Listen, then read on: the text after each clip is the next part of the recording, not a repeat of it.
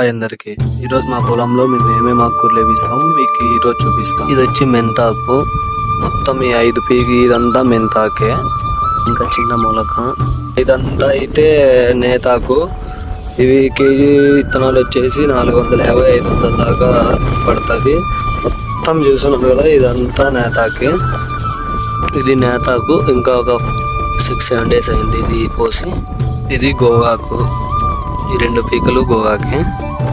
సిర్రాకు. ఈ 3 పీకలు సిర్రాకే. పలకలాకు.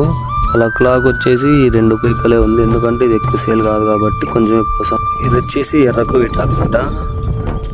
నేను ఈ మధ్య పోసాం ఇది వచ్చేసి ఇది ఒక 2 పీకలు ఉందంతే.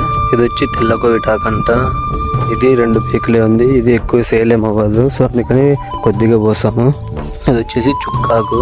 ఇది ఎంత పోసినా రాదు, సో అందుకని కొద్దిగా పోసాం. 2 పీకలు కొత్తిమీర కన్నా గిడ్డ ఎక్కువ ఉంటుంది. పీకేసి మాకే అలసట వస్తుంది, కానీ కొత్తిమీర మాత్రం రాదు. ఇది ఎట్లా బాగానే వచ్చింది. Thank you.